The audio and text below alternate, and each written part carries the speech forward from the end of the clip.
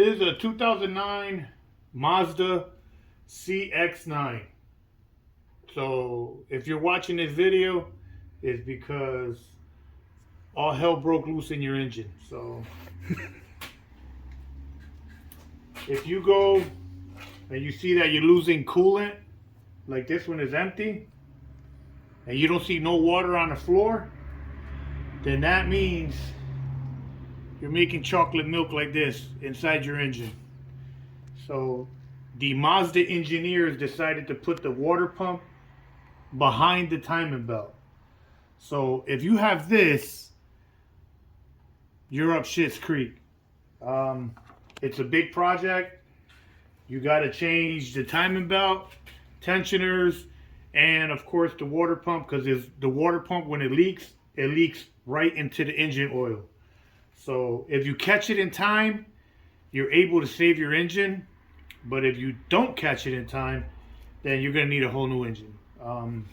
This one still runs pretty decent. So first things you got to do is, remove the... And if you're watching this video, I'm assuming you can remove the engine cover. And you got to be very, very mechanically inclined to attempt this project.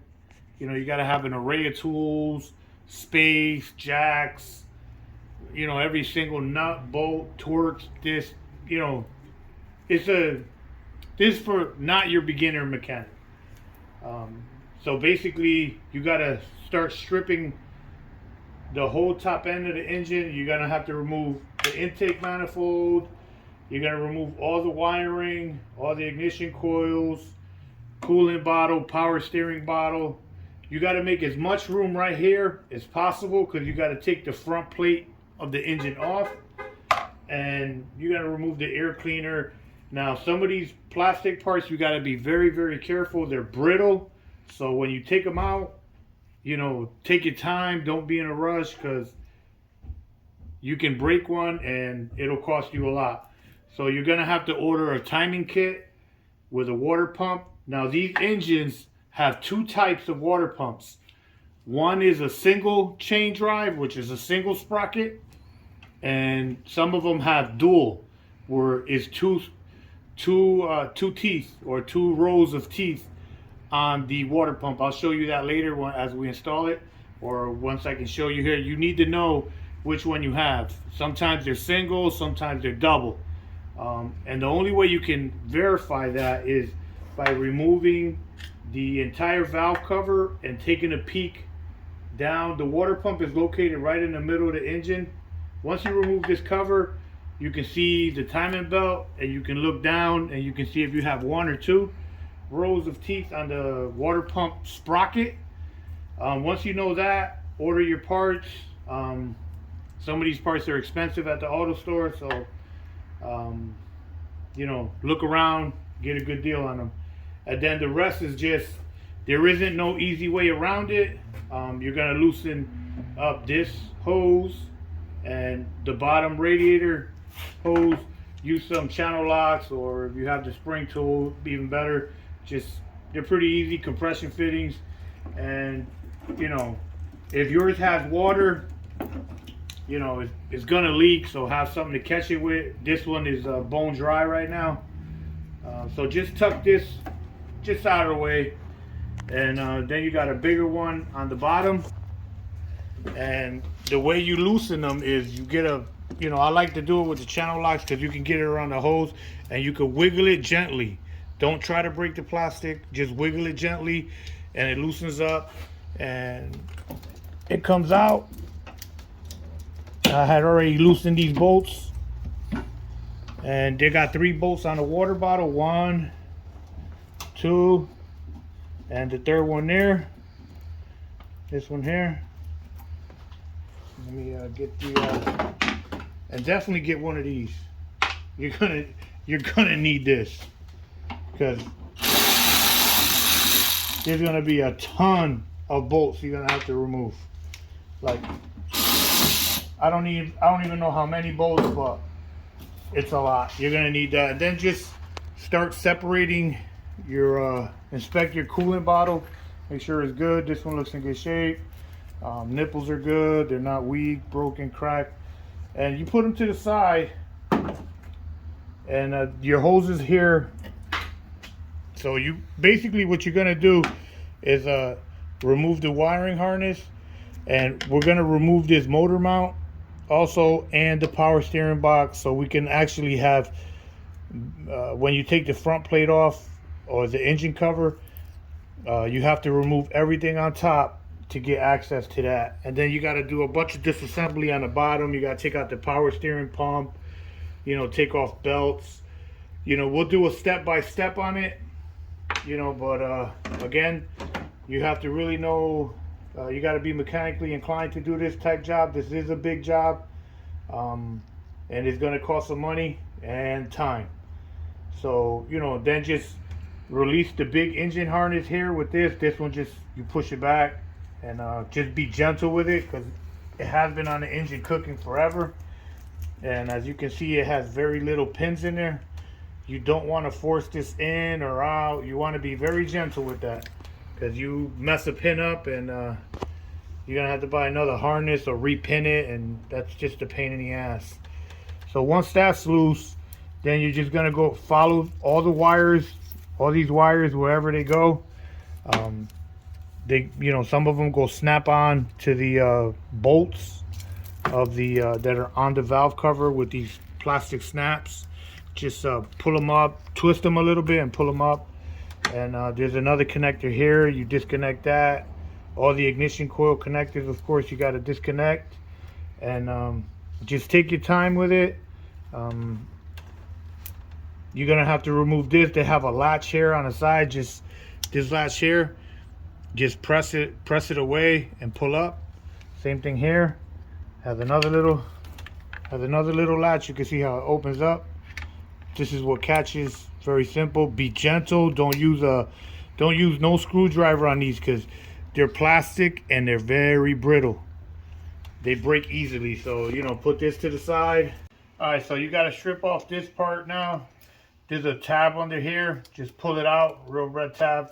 Pull on it. Just be gentle. Just that tab there. Just pull it back, and then that comes out. Then there's a 10 mil on this side for this air cleaner, and 2 latches here. Unlatch them. That frees up this part. You still got to tilt it a little bit to, you know, pull it out from here. Then just wiggle it out. That's it. That's that part. Your filter's on the bottom, so this filter's good. So box is open. Just make sure you don't drop none of these clips. And then you got to get this hose here, the brake booster hose. Just pull it out, just wiggle it a little bit, and it pulls right out. So that's that. And then you have one more bolt here. I think it's an 8 mil. It's another clamp. It's right here. Just unclamp that or loosen it, and then this will come right out. Plastic tabs that hold in the harness to the valve cover bolts, they're pretty much all gonna break. As you can see, mine's just falling apart as I touch it. On this corner, there's a big one. You're gonna need a 12.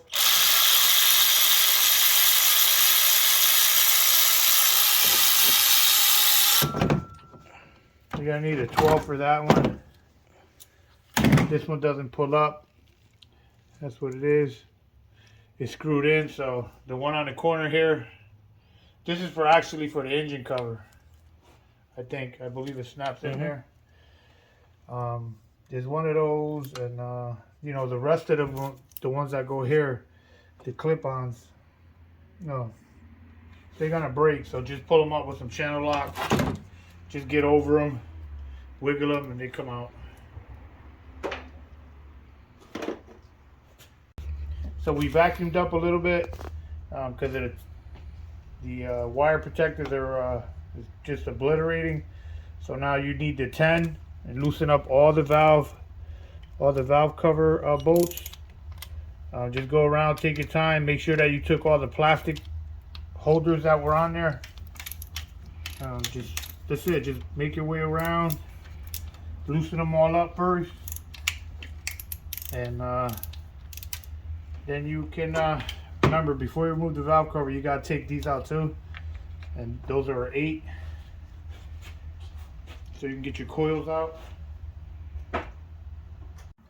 So, you know, loosen up 8mm bolt.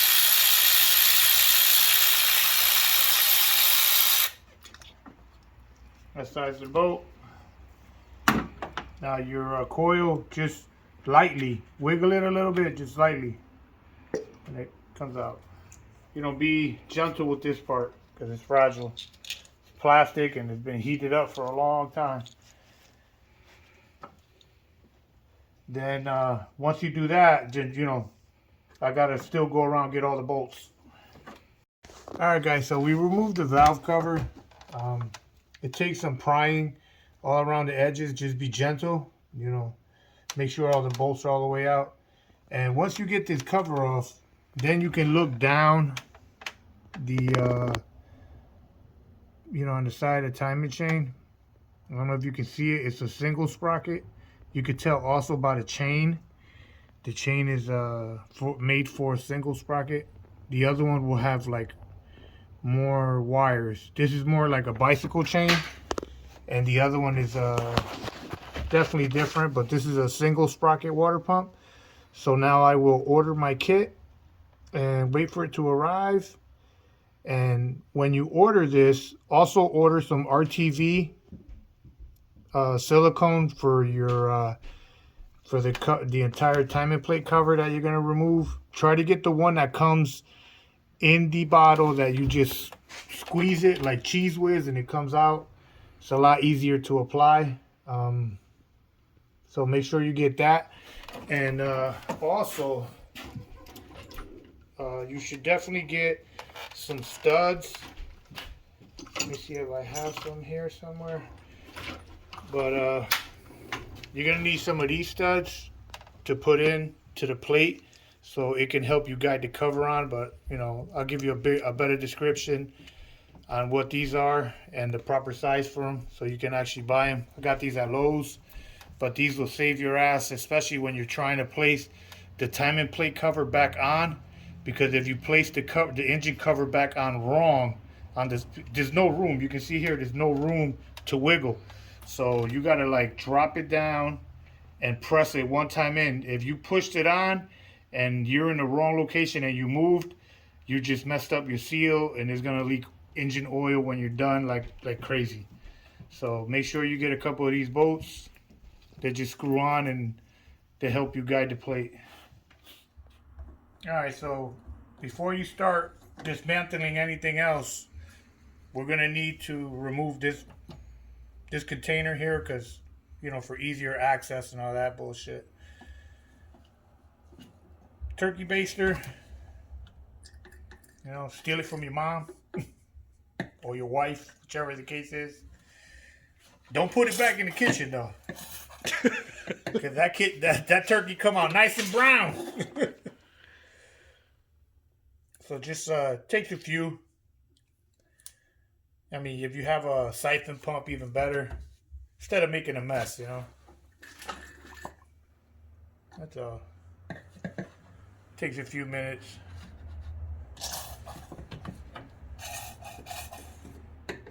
Alright, so continuing with the disassembly, we took this valve cover off. We already siphoned out with the turkey baster the power steering reservoir. We'll take those hoses out in a minute, but I want to complete tearing the top end of the motor off.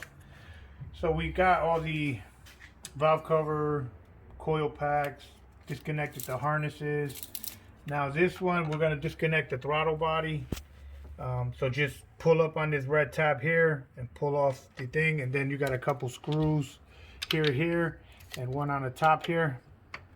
And then let's go this, and all that comes out in the assembly. You got a breather in the back that you got to disconnect. So, you know, take your time. This one right here. Take your time. I don't know if you can see it, but there's a couple things you got to disconnect and a bolt right there in the back. So they're 10 mils, 8 mils, and just loosen them all up and remove.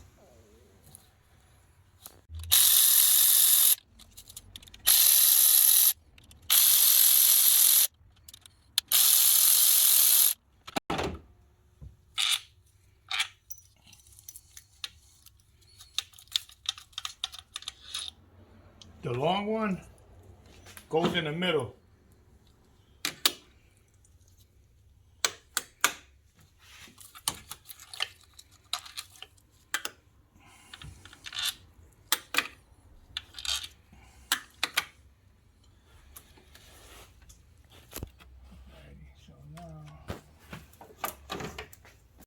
There's a bolt also by the throttle body located right there. Make sure you remove that. And that's the short one.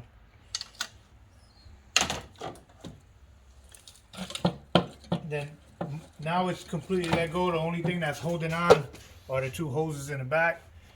It has two screws that you can take off if you want. Make it a little easier for you. I'm going to try to finagle it. So there's a hose that runs to the throttle body. Just pull up on it. This one didn't have a clamp. Just pull up and it lets go pretty easy.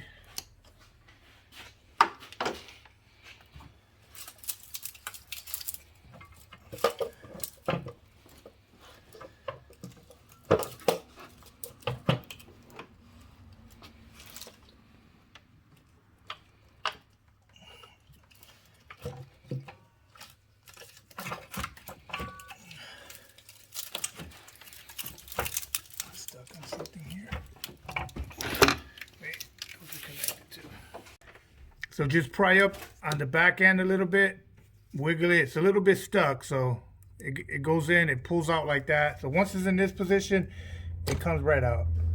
So just be careful because you need this to really go on. You can loosen it in the back on the throttle body, but since I don't have the room to do that, I'm just gonna do it. Disconnect this one. And then, you know, you should loosen this up to get it out of your way type of thing, like that. And then you can most likely wiggle this out. Just be gentle. Oh, there's something else still. Oh, there's one more. This hose. Alrighty. Alright, so I was trying to take it out without removing the throttle body off the intake, but there's a hose in the back that has a clamp that I can't get access to, so you're gonna have to remove the throttle body. It's just 4 bolts.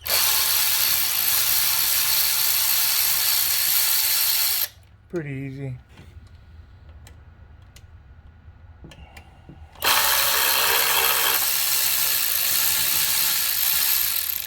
And if you're gonna do this job, make sure you get something motorized, because otherwise it'll be a nightmare. That's your throttle body. Make sure you don't lose none of the bolts. Be careful with this piece. There's a gasket that goes on it. It should come with the kit, with the valve, with the intake gasket kit that you buy, because you're gonna need a kit for it. So make sure you get all the gaskets for the intake and that gasket too.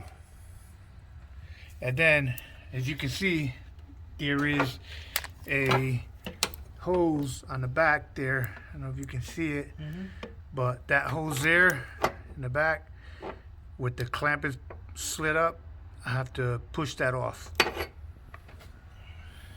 Once you get that clamp, you can swing it out of your way, but once you get the clamp loose, you can push on it with a long screwdriver or pry bar.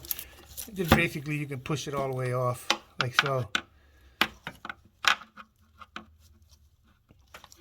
Like that. Now the intake is completely free. Now just wiggle it out.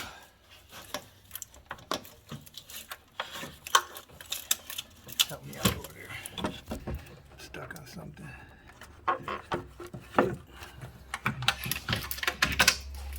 Just be careful as you remove it, but that's it. These are the gaskets you're gonna need to replace. Do not reuse these. Do not reuse these.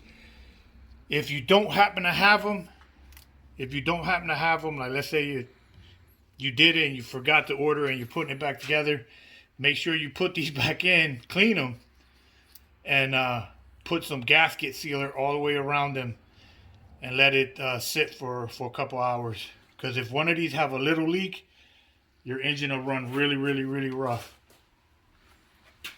So once you got the intake out, I recommend putting some napkins in here. You know, paper towels, so you don't get anything in there. And don't be shy. You know, take at least one napkin per cylinder. You don't want this open, because if any debris falls in there, like in our case, our harnesses are like falling apart. You don't want that falling in to the intake cavity, because it will melt inside your cylinders and it'll be a shit show. This will stop it, and preventing that from happening.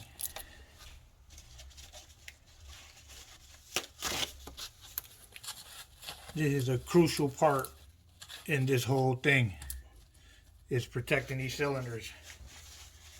But besides that, me personally, I like to put a piece of tape. You can use any tape, you know, masking tape, anything. It's not gonna really bond to anything. It's just kind of basically like a shield type of thing, so nothing gets in the crevice. You can use duct tape, whatever you want.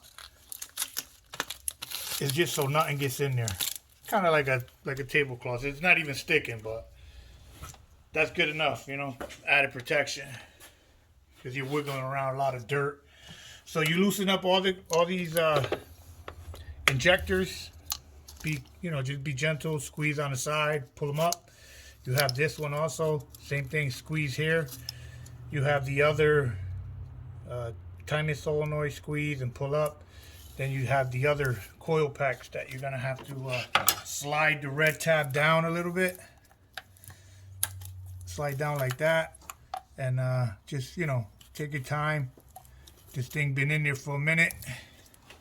You can spray them with some WD-40 if you want, but just take your time getting them out, because they've been up there for a long time.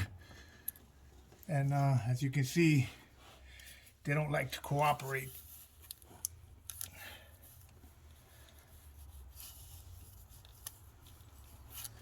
Take these off if they give you a little bit of trouble. When you peel back the red tab, there's another, you know, you have to squeeze it to lift it. It goes right onto that little knob. If you can't squeeze it hard enough, you know, press on it and it doesn't move, just grab a small screwdriver and just come in here gently and get it over the knob, and it comes right out. So like that, you don't break them. You don't want to be breaking these, so you want to take your time with them. I'm just using a screwdriver to help me a little bit, because all you need is just to get over that little knob, and it's just a little knob, and they come out. So like that, I don't end up having to replace these connectors. Just take your time, like I said. All it takes is just to get over that little bump with a small screwdriver or a pick tool, and they're loose. Now those are all the connectors, except for this one here that you got to still do. And you can see here is the tab, and you disconnect that. And the one in the back. And there's another one over here, which runs all the way down. You got to get the one that goes to the steering assembly on the bottom. So we got two more connectors here, and then obviously pop up all these little grommets that hold the wiring harness here, and take off the coil packs, and again lift up this valve cover. Once you get all the connectors loosened, this one is the last one that runs all the way down. It's basically, you just pull up on it, you know, it goes onto a tab. Spray some WD-40 all the way around the rubber grommet, especially the timing solenoid, and make sure you get all the little plastic things off. The most annoying ones are going to be here on the edge, and loosen up the one that goes to the oxygen sensor that's here. This goes strapped in, so just it has a little plastic tab on it. Just cut it, snip it, whatever, put it to the side. And once your harness is completely loose like this, you can just put it to the side, however you want to do it.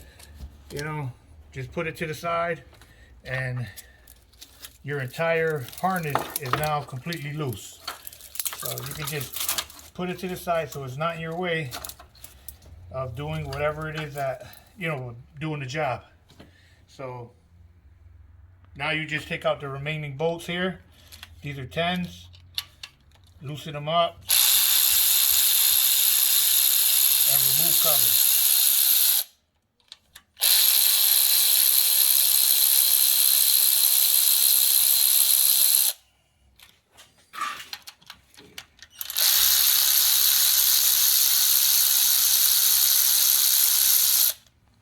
Alright, so this got 3 bolts, 10, 1, 2, and 3. They're nuts. Take the nuts out, squeeze the clamp down, and then just with the channel locks, just twist it a little bit so it breaks it free. And then just remember, this is plastic, so you don't want to be, that's all you got to do is just twist it out nice and easy. Take your time. You don't want to break it, don't put no force, just twist it right out. Then just once the nuts are out, it comes right out like that. Now this one, you can take it out if you want. I'm going to just slide it over here. It's out of my way there, and I'm good.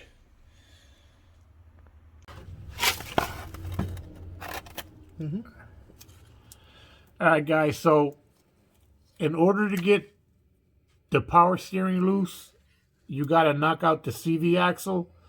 The easiest way to do that is using one of these belt tensioners and putting it over the exhaust, and then someone holding it on this side, you know, against the edge of it, and then hitting it with a 4-pound hammer on that side into it until you knock it out. And that's how you take care of that with this tool. Alright guys, so remember, you're putting a lot of tension on this, so if you want, you can loosen this here and the clip there so you can have more room. But remember, support this with your body, and then this, push it back in, and you can, you know, wiggle it out. Once that's out, because you're gonna be here doing this for a while, you want to try to get this back into position, and grab one of the bolts.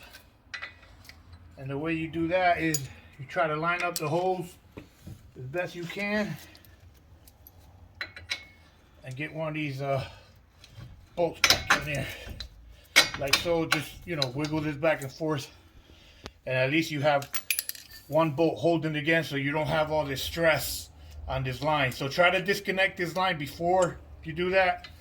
And but you just need to take these 2 bolts out, these 2 bolts here, and the 1 axle, and you don't have to disassemble the rest of it. I mean, you can if you want to, so like that's not in your way, which is, you know, also not a problem. So whichever way you want to do it, this is the quickest way I find. Just you push it back in. But taking that tool out, this is the bought it at Harbor Freight. It's for the tensioner, you know, for the belt tensioners. I can get it, because it's skinny, I can get it over the exhaust, and then someone taps it on the other side, and it knocks on the edge of this, and it knocks it right off. And once it's off, you know, everything's loose on this side, then you just pull it off, bring it up, and then from this side, you push in, because you see how it compresses. It compresses back in, so that 1 inch or 2, you tilt this forward, or you can disassemble the rotor and all that if you want, but that's good enough for me, so I'm happy with that. So axle's now out, and now we have to, I'll show you what you need to take out.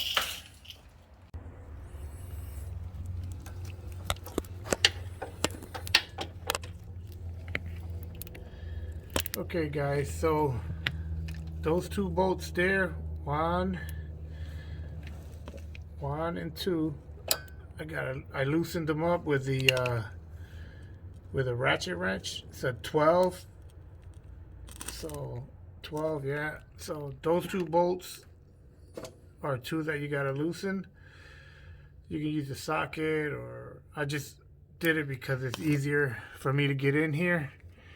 This is the reason why you gotta remove the axle to get access to these bolts. Otherwise, you'll be shit out of luck. So I'm gonna loosen that. Those 2 are loose. And I'm gonna loosen the one on the top now. There's one right above the pump. I can't really see it from here, but I'm gonna drop the engine down a little more, see if I can see a better angle.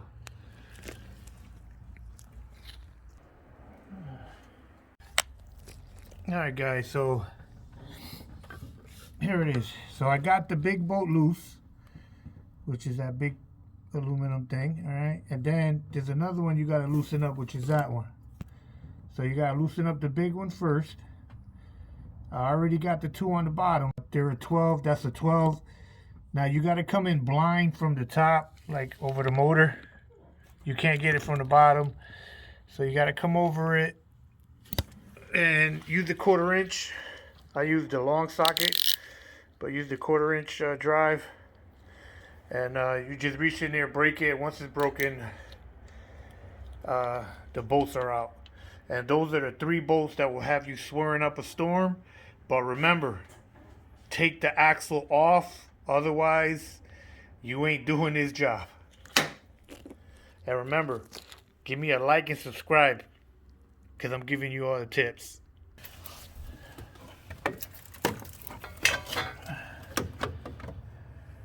Alright guys, so once you got all the bolts loose, remove all the bolts. And what's still holding it on is the belt that I usually take off last. Just get a razor blade or however you want to cut the rubber, and then just cut it off. These belts, you can't salvage them. So once you cut it off, you're gonna have to pull it back down through here. So you're gonna have to pull the pump out and wiggle it a little bit and get it out of this hole here.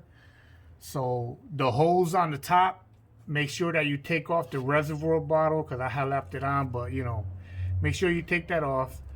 And the hose, the entire hose and the steering pump will come out through this hole here.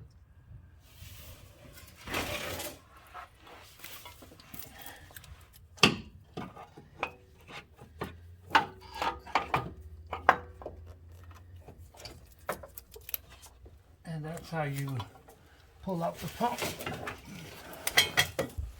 Just remember, you got that long hose still attached to it, so it'll get caught on a couple of things or whatever, but that's how it comes out. Alright, so once you're here, you gotta loosen out this ground. Take the ground out and these couple bolts off so we can loosen up the motor mount. And these are inward Torx. They're called E's. I'm not sure what size it is. Probably E8, E10, and or you can go all the way down to the socket. So yeah, so that's what you got to do. So at this,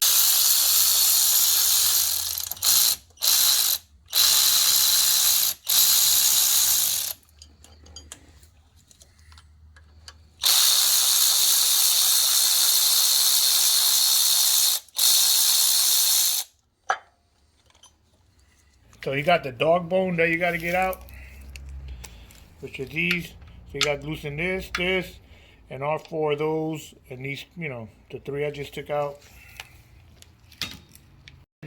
Alrighty guys, so once you get to this point to where you loosened up these and you're starting to loosen up the bottom ones, support your motor from the bottom. The oil pan, get you a piece of wood, a 2x6, a 2x4, something that you can support the oil pan completely to where it won't fall down. The oil pan is pretty strong. Or another point in the engine that's strong. I suggest the oil pan, but there are other parts you can grab it and just support it there, and while you loosen all this up. once you supported your engine, you know, loosen up all these nuts. Hopefully you got some sort of the deep socket you're gonna need. It's a 14. So you loosen up all the nuts. There's 4 of them here, and detach the dog bone. And then this motor mount is loose now. Now I'm just gonna take off the 3 main on the carrier that attaches it to the body. Those are 17 mils, and you can loosen them any way you want. I'm using this big gun, but you can do it any way you want. Try to have better gloves than me, but it's pretty easy. You loosen them up, and pretty much it. And don't forget about this grounding strap. There's a little strap here that we need to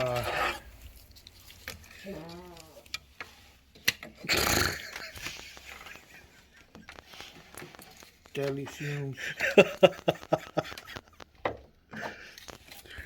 Can't find good help anymore, I tell you.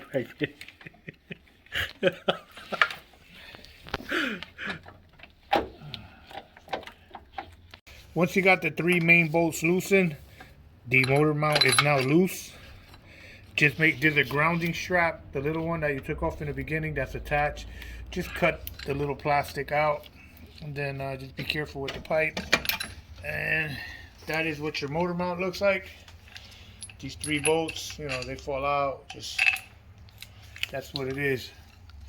So you're gonna loosen, you know, the top 4, because these top 4 is what attaches it to the engine.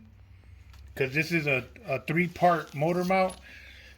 This part here attaches it to the frame, and then this connects to this, which then this part bridges the motor mount that's attached, the piece that's attached to the engine cover, which are these 4 studs.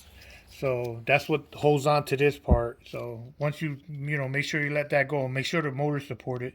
So the motor mount is now out.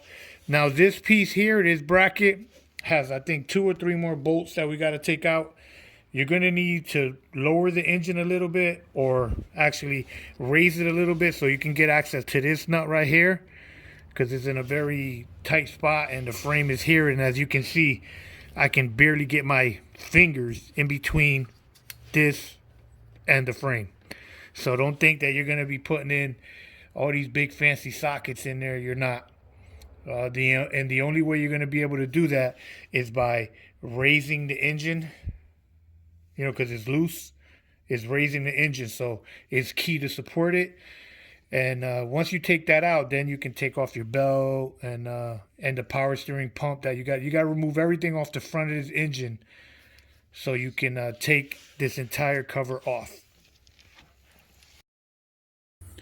These are the other bolts that you got to get off to get this block off. They're 15. Just make sure you support the engine again. These come off pretty easy. It's just, you see how the wrenches, it hits the frame already. It won't clear. So you have to raise the engine. You got to jack it up a few pumps just so you can get the socket in, you know, because this is all I'm using. It's just a socket wrench, and this is a flat one. And it doesn't clear the frame. So you have to jack up the engine up. So besides that, you take this one off. There's another one here.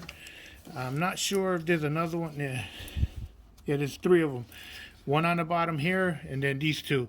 The other one, you're going to have to lower the engine and get it from the bottom. So loosen these 2 up. And once you got these 2, then you lower the engine. Guys, so basically we raised the motor up and we raised it all the way down, but I still couldn't get access to that 1 bolt remaining for this. So what we're going to do is we're going to take off the belt, and that's how you do it with that. And just reach around here and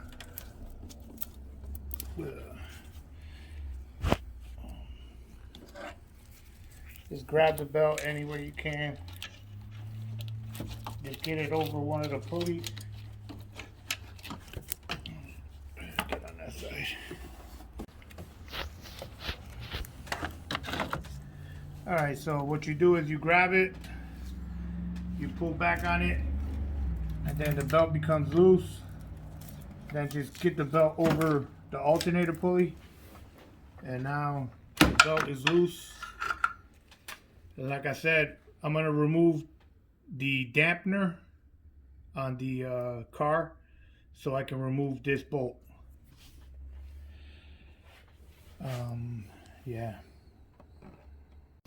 Alright, so we just took out the tensioner, which is three bolts and 8 millimeters. Now, so we just lowered the engine a little bit because I got to get that bottom nut on that motor mount. So you're gonna have to remove this pulley, and so you got to loosen up that nut. I suggest that you get a nice big torque wrench like this. This is the Cobalt 24 volt. They got a lot of balls, and make sure you just you have impact sockets or whatever, or extensions if you're gonna use an extension. I don't have an impact extension right now, so I have to just use a socket and put it right to it, but it comes out like butter. Just once you get it up there, it comes out like butter. Without that, you'll be spinning the engine, and you definitely don't want to be spinning the engine in reverse. So just loosen it and just keep the screw there, because the way this comes out, you got to grip it. You got to pull it off with a gear puller. I'll show you that later. All right, guys. So when you get your 3-jaw puller, you're gonna have to shave the bottom of it to get them in there. There's no special tool to get these out. And then what I did is I removed the bolt, and I took the big washer off of it, and I put the bolt back in, and then I put a socket, and then I tightened the main screw on the jaw puller. So now it's tight. You can see they're all in there. Make sure that if you use this type, that the all these nuts are loose, so you know they can have some wiggle room, and you can wiggle them in there. And then once it's up there, just hand tighten it and start turning it, and should come out.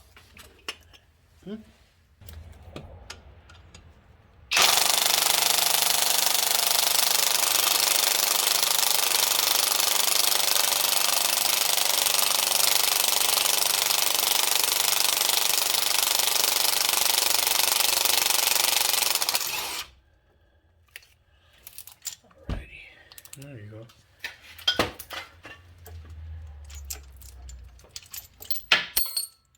Ooh.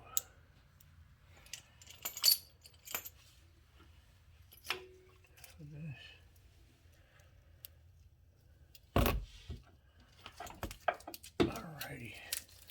Pulley is out. Screw is here. Now you could get the washer again.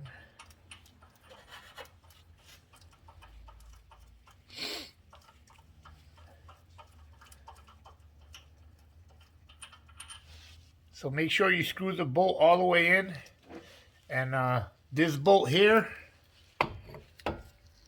it goes right through. Without the washer, it goes right through. See?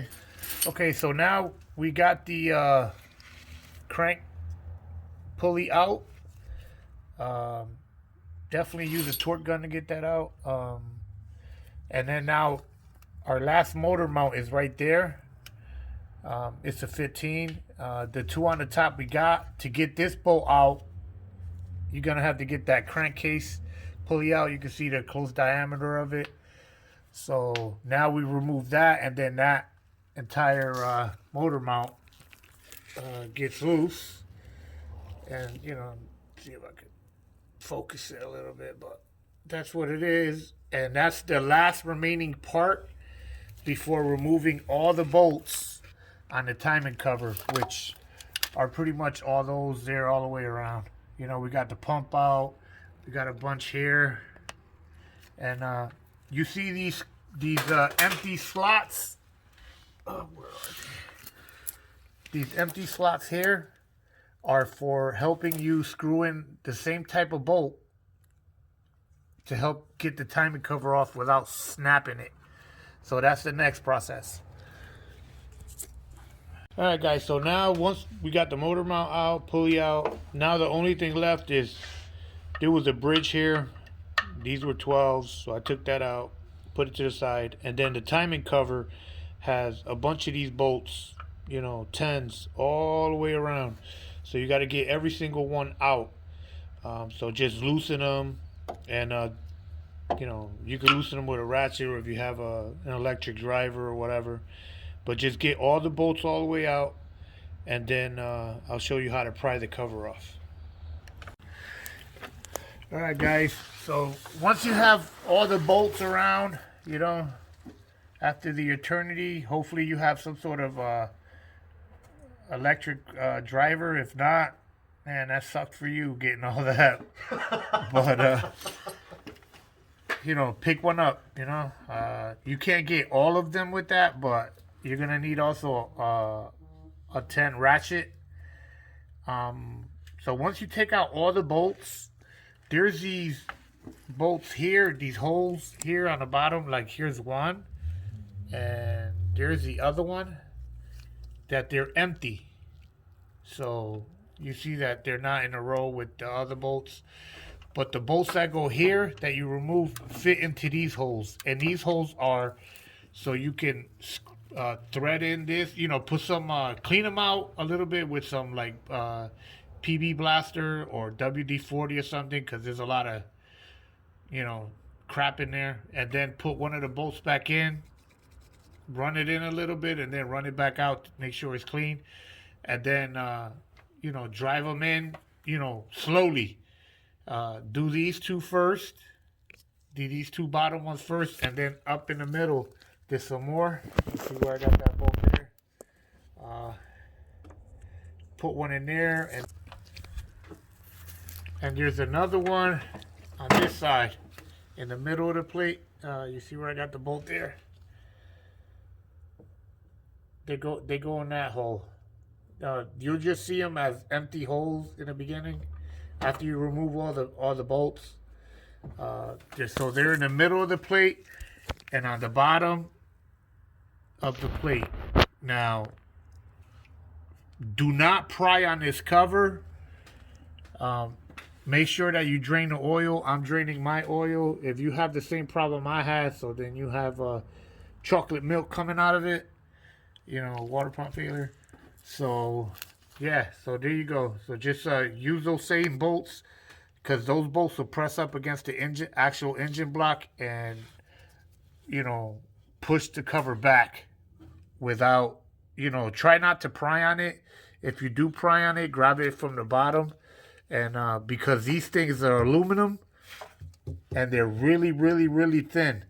So if you snap it, it's like $600-700 to get another one, or $500. It's some stupid amount of money for them. So yeah, so that's what you got to do. These two bolts on the bottom, and then on the top, just grab it by both ears and wiggle it by hand, and that'll release the cover. So you could spray this seal here a little bit if you want. So, but once it gets loose, it don't take much. You just try to tighten them all even. You know, don't go like all crazy here. Just once it's hand tight, you know, tighten it down a little bit. You'll see it crack and oil starts spilling out. So then you know that you're on the right track. Just be easy removing the cover. Don't stick nothing in there trying to pry it, because if you gouge the plate on the inside anywhere, this is aluminum. It's really soft, so it gouges really easy. So if you do use something to pry it, make sure it's made out of plastic. All right, so we're here with our beautiful swimsuit model, you know, stripped down.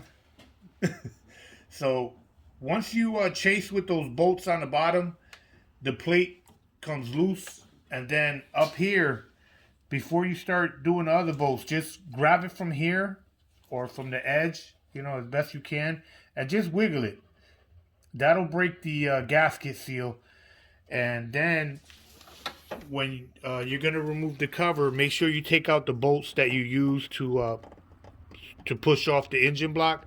Remove them all, keep them safe, and put them in a box, you know, like that. So you have the bolt pattern.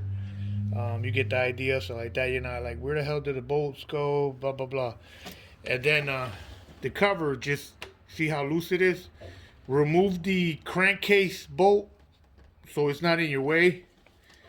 And then when you pull back on this, it should just really fall out like that. Now you gotta wiggle it a little bit to get it out. Just the clearance is really tight, so just keep it like pushing up against the frame, and then just this hose here is annoying, but it's there. And then that is your timing cover. That's how it comes out. And this is, you know, with the failed water pump, it's full of mud. You see, it's like chocolate. Yummies. Yummy yummies. So that's what it is. I just want to send a big shout out. See this nice beautiful sign here? FOMO Co. That's Ford Motor Company. It's a Mazda, but it's a Ford engine. I just want to tell all the Ford engineers over there that designed the water pump behind the timing belt. I hope a hornet stings you in your eye. But yeah, so that's the timing plate cover. You see how thin it is. It's very delicate, so no prying on it. These holes here, now that I got it up here, I'll show you. These holes here are the ones I was telling you. 1, 2, 3, and 4. You can use these to pry up. There's even another one here if you need it. But, you know, this one you can pull on this. You know, just wiggle it. Don't pull on it. Just wiggle it. Because a lot of times guys grab them and they snap right along here or along this curvature right here. So just use the same bolts that you get out of that you loosened up. Just clean it out and chase them in little by little, and little by little it'll pry up off the engine block, and you'll feel it right away. There's this ear tag here you can pull on a little bit, and then these two tabs here you can pull on, and you know, once, because all you're pulling off is just sticking by the gasket, you know. So you take that off, and then, you know, clean this up, you know, bathe it, you know, brake cleaner, whatever you want to use to clean all the grease off. But this has to be super smooth and super clean, free of grease. The same thing goes for the engine. I don't know if you can see, but there's a ton of mud everywhere. See if I can get you a good shot with something. But you can see all this gasket, all this has to come out. So get a plastic scraper to help you remove it. And that's one. And then, you know, you're gonna have to take all this out, get all the oil out of it. And so yeah, so just make sure once you remove the timing belt, I haven't even really inspected it, but this is the water pump here. You gotta time it first. You see how it wiggles? See how loose the chain is? This right here is a failed bearing, and all the water pours right into the oil pan. That's why you get the chocolate mud. And if you leave this go too long, it will definitely ruin your engine. This one is still salvageable, so we're just gonna replace the pump, replace some of the guides, and the chain, you know, because you can see how much play is in here. That should not do that. That's way too much play. The pump should be way down like that to where it doesn't move. But we'll strip it down, time it. So at this point is basically clean everything up, and you're gonna remove your spark plugs. So you can, it's easier. You got to remove all 6 spark plugs get removed at this point. And you're going to spin the engine over until you align the timing marks with the cam, you know. You got to spin it a couple times once they're aligned, and then you're going to need the timing tools that go here. I'll show you when we get there, but make sure you get the timing tool that goes here. Once you're lined up, you'll get them on. It goes on the actual camshaft lobes, and that's it. And then replace your chain, put in all your new guides. I'll show you that in a minute, or once we start. But today, that's the end of that for me, because my gloves are tore up.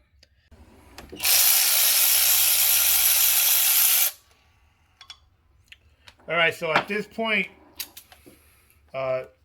loosen up all your spark plugs. Loosen up all your spark plugs. You could put a little piece of napkin in there a little bit. And remember, you still got to take out these outer rings that broke. If yours break off, if not, this one came off clean, but the others are stuck. So take all the spark plugs out. Put the crankcase pulley bolt back in. And you're going to spin the engine to line up the marks with this one, with the camshaft. So the marks are here on the side. I'll show you what, once they're here and here. This one's a little bit loose, so it'll be a little off. But we're going to just turn the engine by hand until we line that up. All right, guys. So you're going to need your socket and, the long socket, so you can get your engine to top dead center. So this is the way I did it, like this. I have a long extension on it. Use the 1/2-inch drive, because you do need some muscle to spin it. This is the mark that you need to get. I know that a lot of people try to tell you to put it in between this gap here, but that is not the case. Once your water pump starts to fail, your timing starts to jump a little bit, or the chain skips it, or whatever the case is. But this is where you want to be. I'm at top dead center because I can get the timing brackets on. I'll show you that now.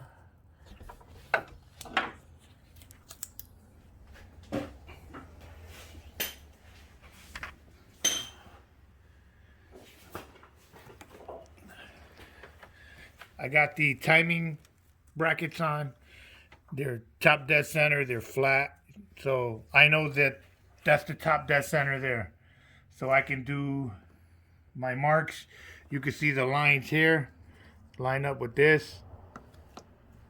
So they line up with the cam. These line up with this cam. That's what you really have to look for.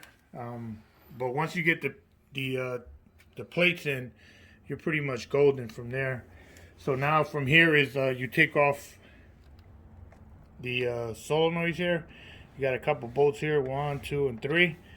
Take those off. Be gentle with them. Pull them out. There's some gaskets on the end of them, and then we'll start to take away the chain. All right. So we took out the 3 bolts from here, and then this piece, just wiggle it out like that. Now be very careful, because this shit is sensitive. Make sure you don't lose none of these gaskets. Don't hit them. They're very fragile. There's another little one here. Don't lose that one either. So we'll just put this back the way we got it. We got to clean it up. As you can see, it's pretty nasty. But yeah. So that's step 1 there. We took this out.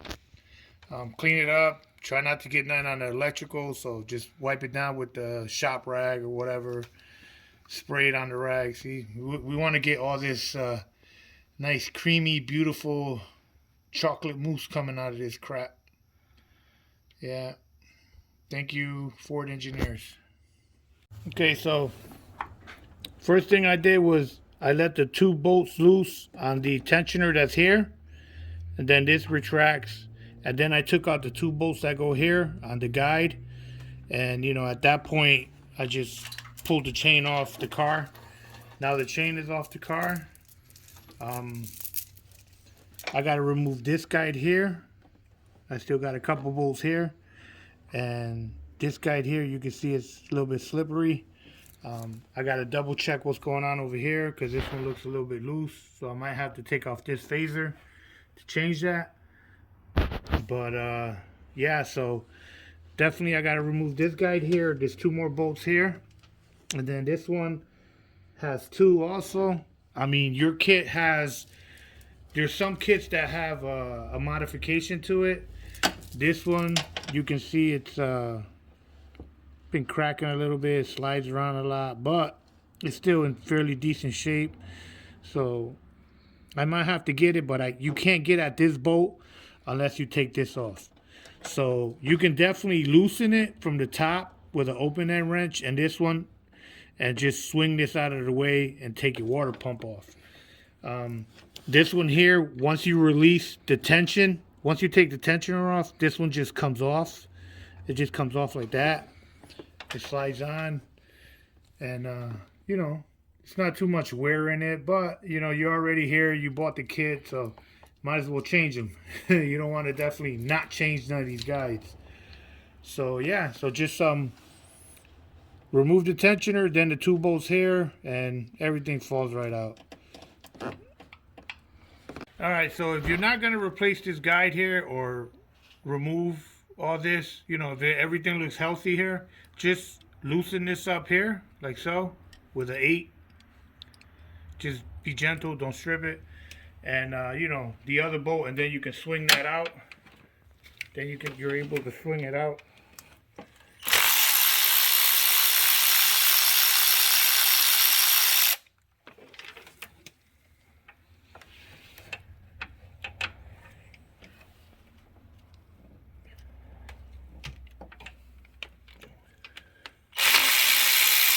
It has 2 bolts on the bottom.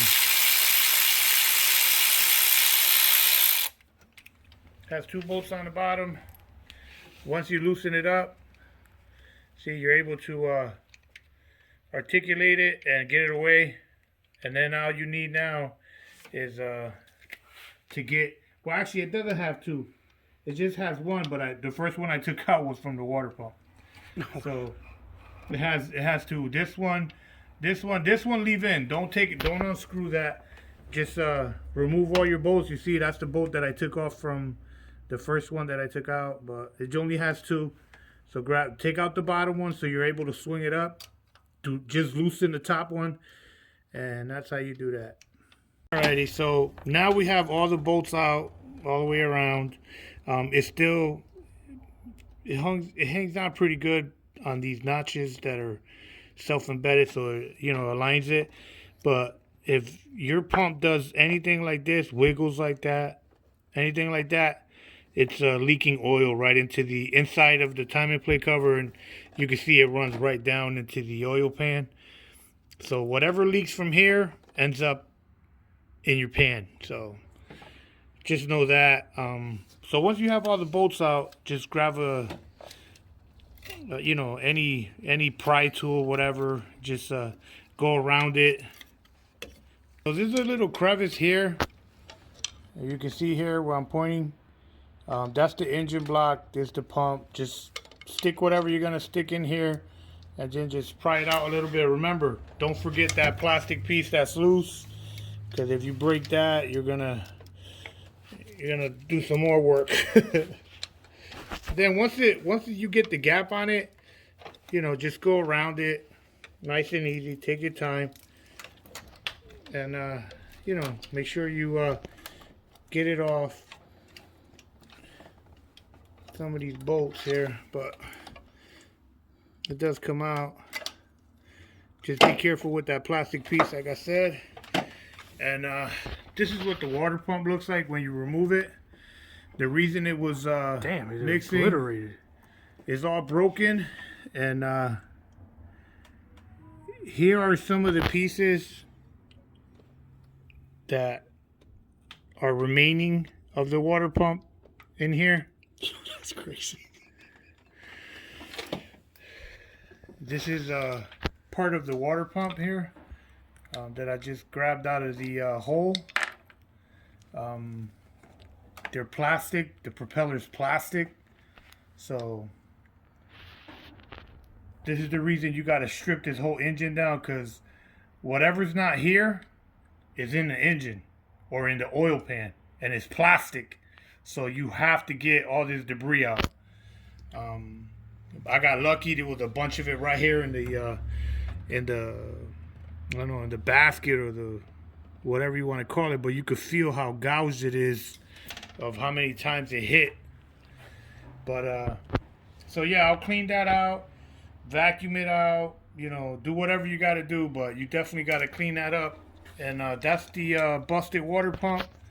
You know, you can see it's all chewed up, and you know, we have to replace the gasket on it, you know, and clean it all up. Now we just have to clean up all the surfaces on here.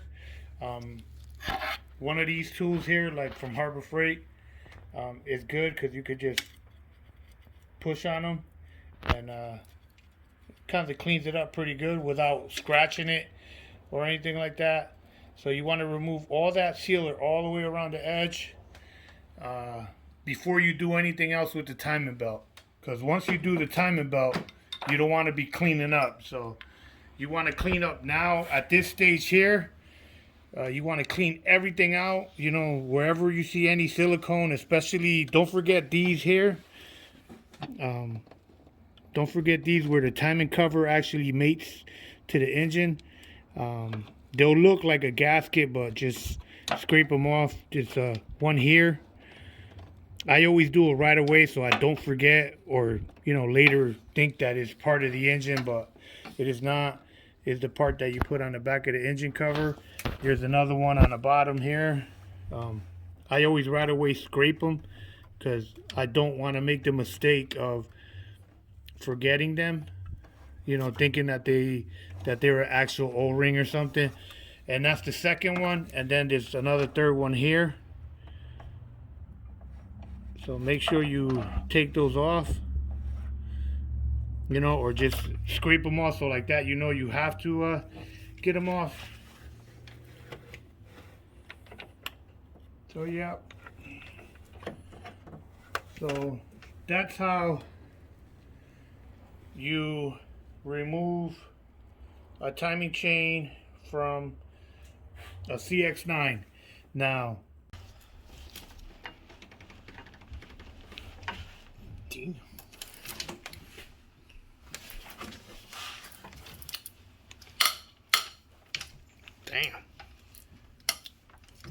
Alright guys, so we decided to remove the tensioner here, because you can see how this side has a bubble on it, like where it's raised, and this side here seems to be flat, and there's a little bit of play here. See it?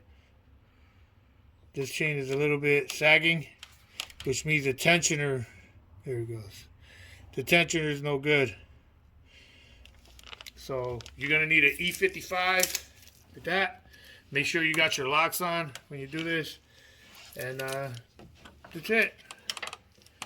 It comes out pretty easy once you break them, but you definitely need to start it. You definitely need a breaker bar, and just unscrew them. It comes out pretty easy.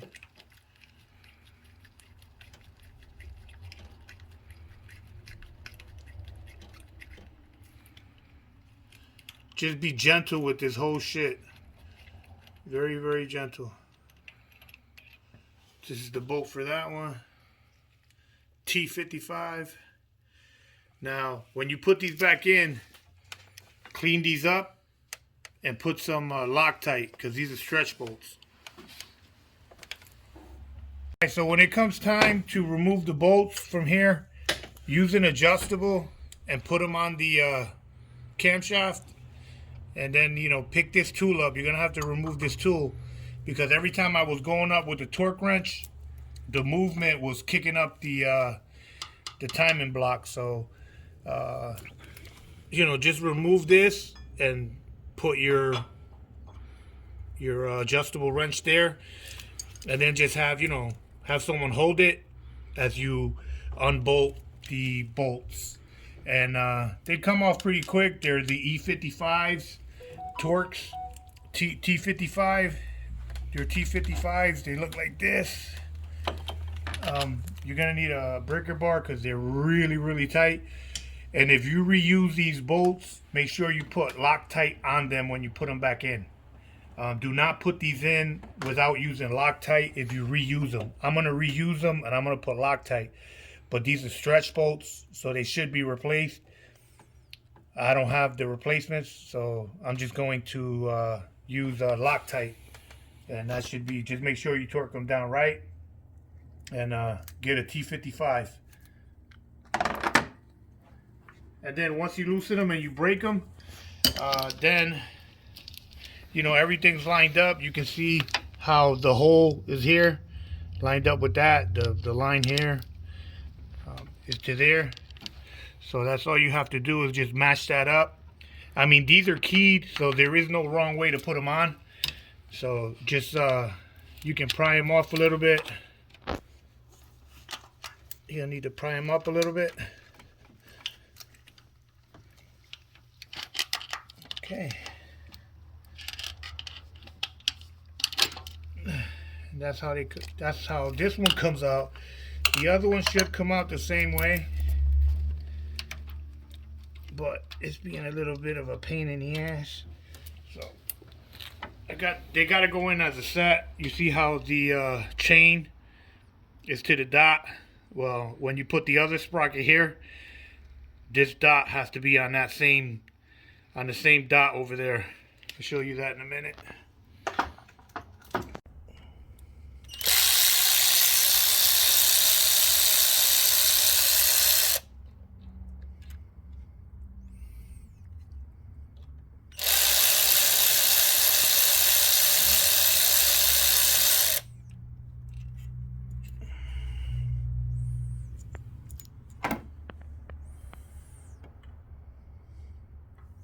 Wow. That's the tensioner. Doesn't look too bad, a little bit worn on this side. That's probably why we had to play. But yeah, we got a new one anyway. That's this one over here. I'm not sure which one it is. But one goes on this side, one goes on that side. You're gonna have to remove them and kind of match it up like that. You see how this one is facing this way, but is way up high, which means this one goes this way.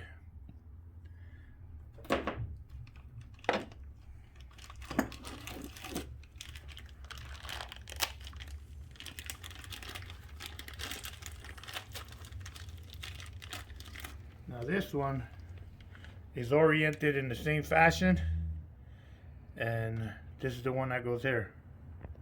I mean, they should be marked, like, see how it has an R, right? So that's the right side. Then you're gonna place it, and then when you're ready and you put the chain and everything back on, you pull this pin out and you push up and it'll release. So it's just pretty simple. Put it back where you found it, put a bolt.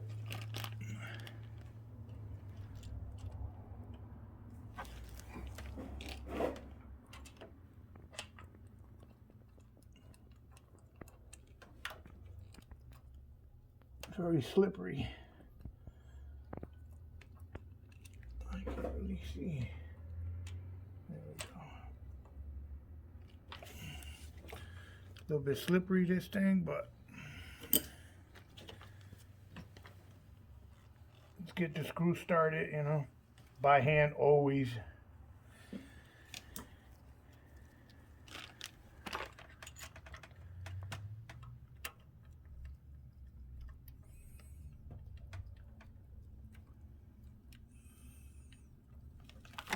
All right, so once you're ready to put it back, this is the orientation that they go in.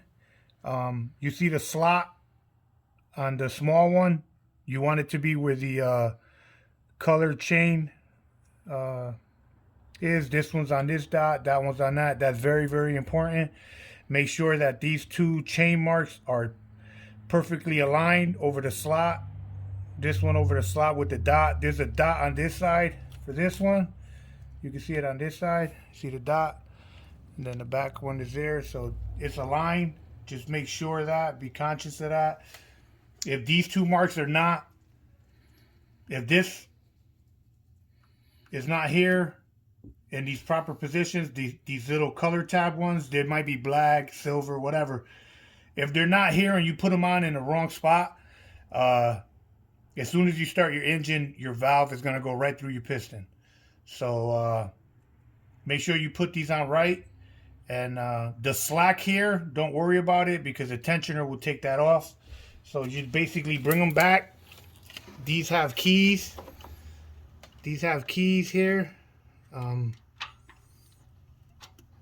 going to attempt to put them like this. I'm doing it blind, so a little hard. You're good. Just make sure it doesn't jump as you're going. Try to like hold them where they go. And that's pretty much it. Try to, you know, bring the sprockets where they gotta go. And just don't make sure the chain doesn't jump, you know. And once you're up there like that, just make sure you double check that the color is in the slot. And make sure you absolutely 100% without a doubt know that the colored piece is where the dot is. Because if that jumped, you ruin your engine. And then just make sure that the chain is underneath the new guide that you put in. And show them, get a picture of that. And then once you got it in there like that, put your bolts in. A lot tight. And for sure you got to remember, do not skip this process without putting Loctite. Make sure you put Loctite. Alright guys, so we cleaned up the edges. You know, I used, you can use brake cleaner. I wiped down some of the oil pan, some of the sludge in there. I went around it with a scraper, you know, a little bit of Scotch-Brite here and there. But it's pretty clean. Then I'm going to hit it with a little, dip a little rag in acetone and just wipe it down so it's free of oil. I just put the pump on it. I put the two gaskets on it. Make sure you put the two gaskets on. And it's, you know, just put it on. It has guiding bolts on there, so just put them on. And then put the bolt back on the guider that you loosened. So put this bolt back on, and we'll tighten up the 8mm there. So just, we're going to put all the bolts all the way around, but that's the new pump.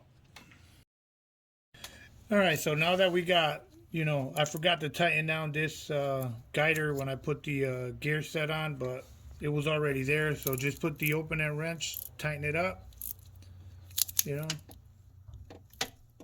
That's it. It's an 8mm, just the same. And pretty much it.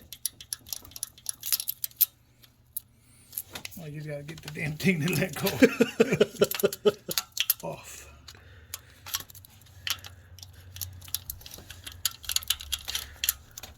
No, you're stuck between the chain now. Alright, so when you get the chain, you got these little, no, you gotta get close. No, I'm close. You got this, this chain has gold. So you're gonna line that up on the marks here. On the slots, these slots here. And that's pretty much it. And then you're gonna line up the dot down there. And that's it. You got dots here. You can show the dots here. It's pretty easy. Just don't be shy. Oh.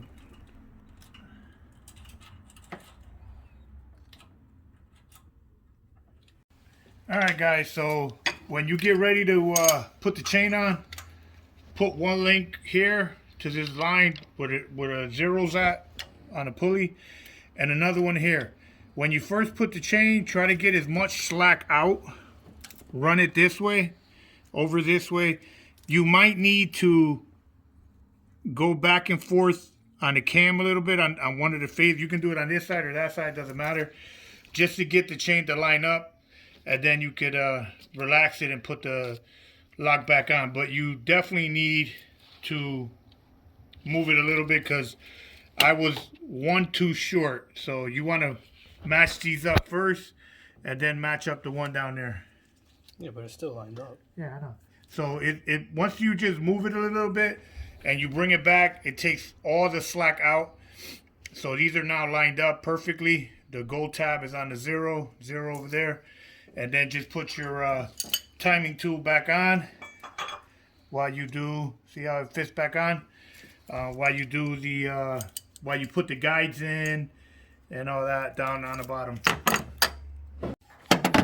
Alright guys, so I just put this this guide on. Then you got the other one over here. The long bolt goes on the bottom. So that's one guide that's in. And then I just gotta run the chain over the sprocket. I'll get underneath the car. And the other one I'm gonna put here. And you know, put the tensioner in, then put the guide in, and do not release the pin until you're lined up on the bottom, until you got the I'll show you I'll get you a little video of when it's down there. So we might need to move the engine a little bit just to line up the dot on, or the plate with the sprocket on the bottom, and then we'll release the pin on the tensioner, and then the timing chain will be on. Just make sure that you're not around anything. There's a couple bolts here that, or guides, this is where the guide goes. Make sure the chain's not underneath that. And yeah, so it's pretty much pretty easy, you know. So just put the bolt on the bottom, and I'll go on the bottom and tidy that up. All right guys, so this is the other mark here. This is my dot there. So I had to back it up a little bit, just like 1 or 2 teeth. I think it's like 1.5, and now it's in there. This guide is in. This is where it needs to be. I still got a ton of slack here, so once I put this guide in, I'll just rotate it again back to the 4 o'clock position, this dot, and then I'll pull the pin on. I'll take the camshaft locks from the top, and I'll spin this over to 4 o'clock position, and then I'll release the pin. So, I mean, if yours line up, great, perfect, but since we were moving the top cams to get the locks to go in, you know, this one went up a little bit, but now you see the color check here. The gold one is on 0. As long as all these little tabs are on the zeros, you won't have no problem, because everything is synchronized from the chain all the way down. Now you just gotta put the other guide here and put the tensioner on, and that's it. All right, so I slid the other guide on. This one doesn't use no screws. It goes on one of the pins on the top, and then I'm gonna. You see how now it's nice and snug and tight. So you see the color is still good on the 0, the tab. So we're good there. So now that I pressed on it, I see that everything lines up good. There's no slack in the chain nowhere. So it looks good. So what I'm gonna do now is I'm gonna put the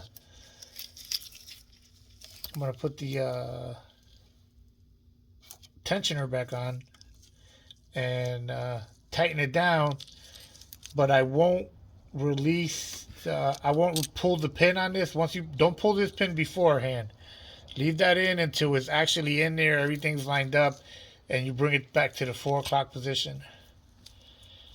So I'll just place this on now, and we'll go from there. Oh, shit.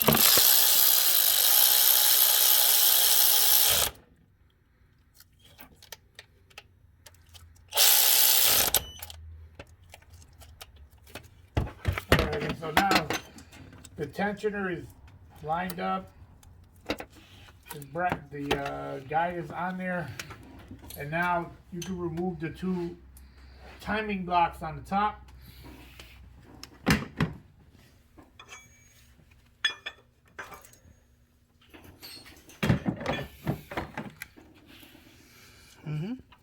And now I'm going to put this back in the 4 o'clock position, which should be easy.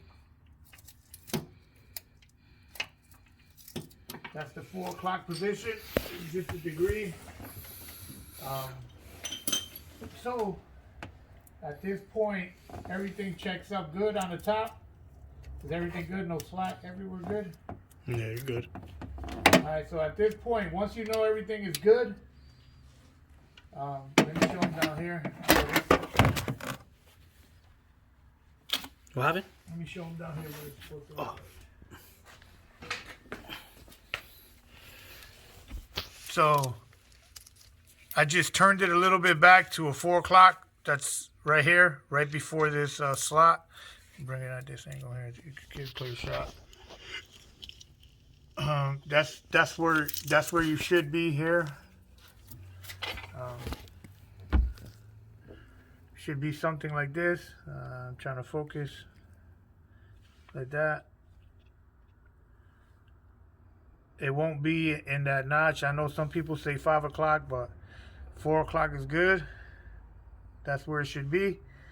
I took the, this is what the tensioner should look like here. Just basically, it goes on that pivot on the top there, and you slide it in right behind the chain, and you put the 2 bolts back in, and it goes up against that little metal piece on the back of the slide, and everything looks very good now. So I can release the pin now. So the pin is there. So once you remove that, it'll actually put tension on the chain.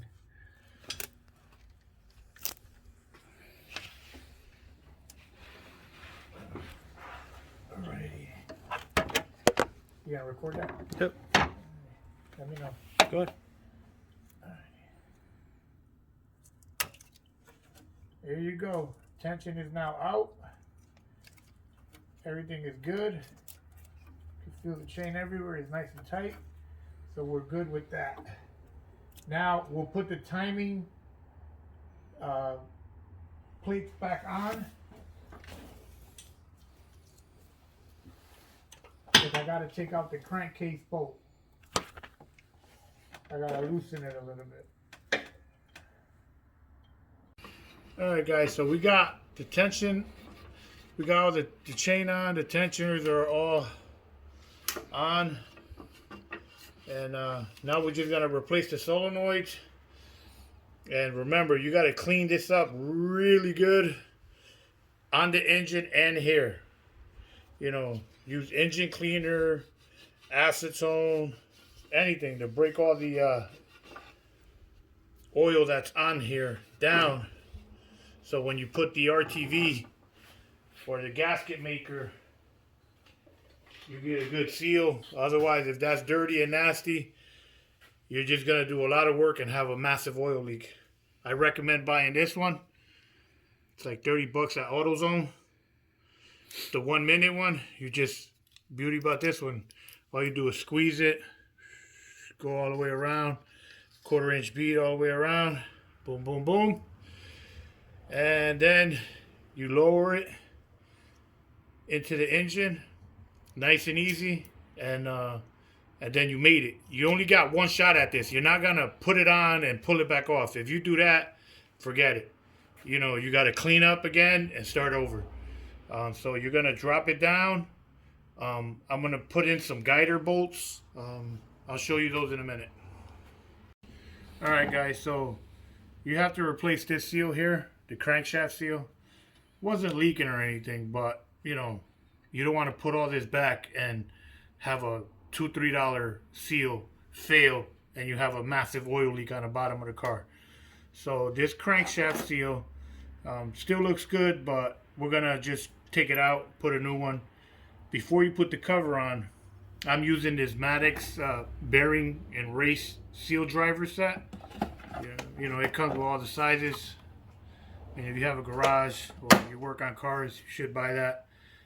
This is what the handle is. It just falls apart, put it together. You know, put whatever size you want.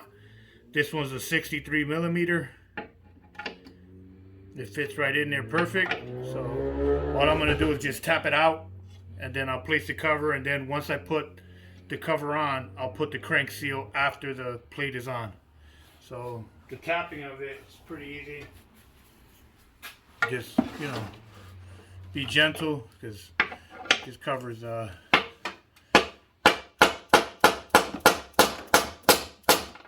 tap it out like that and it'll fall out. Just remember how deep it is, so when you put it back on, you're not struggling. Just take a look at it. Let me show you what it looks like. That's where it should be, like this. Probably like an eighth out. And yeah, so we'll just tap it out like that. Boom, boom, and it'll come out. But go out and buy you some Dorman stainless steel bolts. That's the part number there. Focus in on that. You know, it says Ford on it. It's an exhaust manifold hardware kit, and that's what it's. Now you can get that. That's what it is. That's the part number. Comes with a bunch of bolts like that with some nuts. But what I'm doing with these is I'm using these as a guide. I'm going to place these at the top part of it. Just screw them in as far as they go. Don't tighten these. These are just for getting, you can see these go right through the cover. They go right through the cover. But they're the right size for this thing here, you know, for the same as the screws that go here. So just tighten it like this, rest them like that. So those would be my guiders. So when I bring down the cover with the gasket sealing already on it, I'll be able to place them on there and have something where it can hang. So just that gives you a big advantage, you know, being able to place it where it goes, you know, like a guider. Also, the cover has a couple guiders on, a couple pins that go in here, and on each side, one here, one on that side. So those pins will help you out too. So just make sure those are clean. You know, go with, you know, grab a Scotch-Brite and clean them up if you can. You know, just go around them. Make sure there's not no debris, but this should be clean because you wiped it down. So that's the two most cheap secrets you can. So now, once you're at this point, you can just caulk that. Remember, you're gonna put a bead here. You're gonna put a bead 1, 2, 3. You're gonna go around it, shoop, around here, this area, all the way around the perimeter. And as you can see, I knocked out the race, the gasket for the crankshaft. We'll replace that once it's on. And so that's where we're at now. So it should be pretty straightforward here. You just got to replace, I got to put the solenoids on. Once I finish putting on the solenoid VVT timing things, then I'll apply this. Do not, if you buy this one, the 1 minute one, do not apply this until you're absolutely ready to put it in. So I'm not ready right now. I'm going to put the solenoids in. There's only 3 bolts on each one, and then I'll apply this and drop it. Alrighty, so now these are the solenoids. Pretty self-explanatory to put this back in. Just make sure that this bushing here is there, that it didn't fall out when you was taking them out, and these 3 rings, that they're good and they're moving, that they're not stuck or whatever. And that's pretty much it. So make sure there's no debris on them that'll chip them. Just run your hand around them, but this bushing must be there. And then just drop them in, just like this. And that's pretty much it. So when you're putting it back in, just be gentle with the rings up here. You know, don't go crazy. You know, make sure there's no sand on any of the surface. and just make sure it goes in with the guiders in good. You see, you can see it's flat right up against the metal. And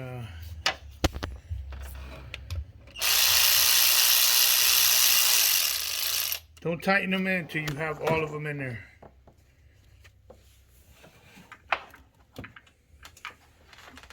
And you jack up the engine. And on this one, you got to make sure the engine is jacked up, because I can't clear it because the bolt is so long. So I can't clear it. I can't clear the frame. So make sure you have a jack, you know, underneath the oil pan at all times during this job. That's good. You know, because moments like this, I mean, you need to support it anyway, because obviously you took the motor mount out.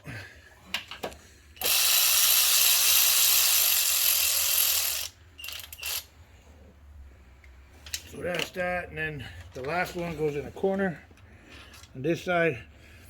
This one has a bolt in the middle, and this one has them all on the perimeter, on the edge. This one has actual bolt in the middle, so it's a little different from this side.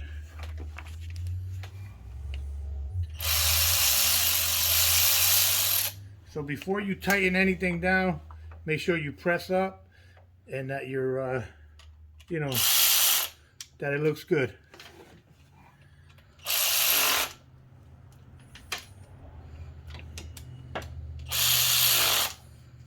Then torque them down to the proper spec. The spec is, I'll tell you right now, the spec is right there.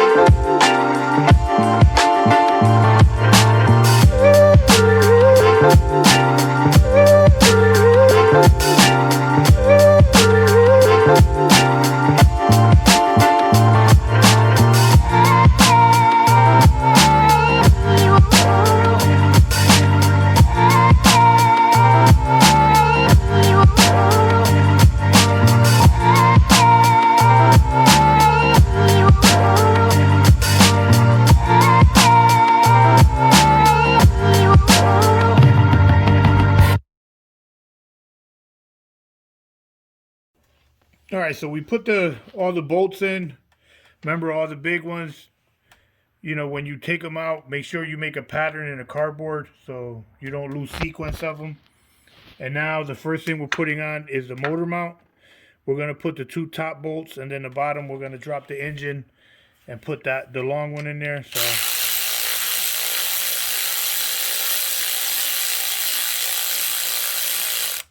So get the motor mount on.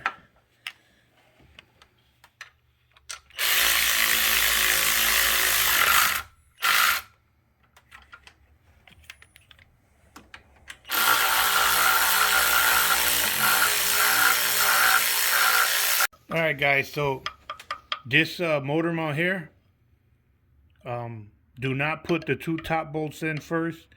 What you do is you lower hold the motor mount in here in the crevice and lower the engine all the way as low as you can get it, and you're gonna tilt this out, tilt it out the same way you removed it. Tilt it out and put the long bolt from the bottom in.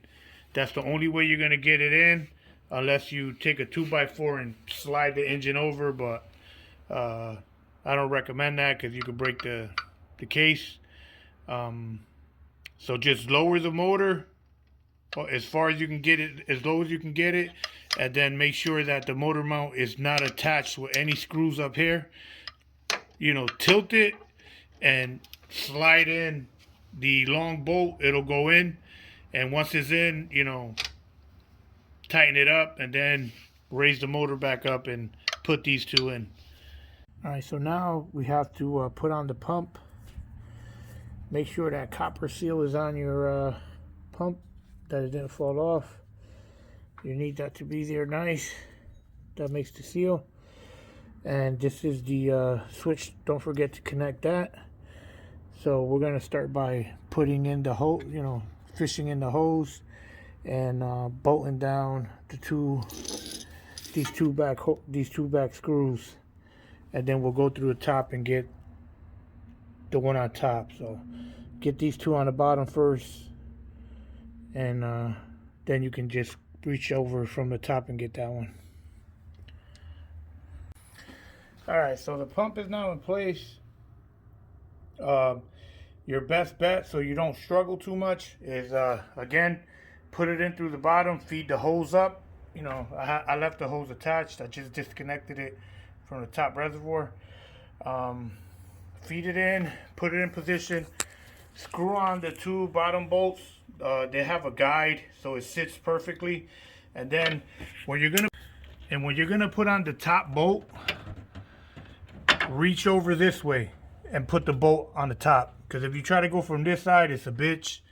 You struggle. Just, you know, get a bucket or something so you can, you know, hover above, and then just reach down, put the bolt in place, and then you know, get your ratchet, your 12, and screw it in there. That's the easiest way. Otherwise you'll struggle a lot putting that back on. So the two on the bottom first, and then put the top bolt on and tighten. And so that's that. And now that you're here, you're gonna have to screw in the top part of it, the hydraulic line. Make sure the copper washer is on. Make sure the copper washer is on.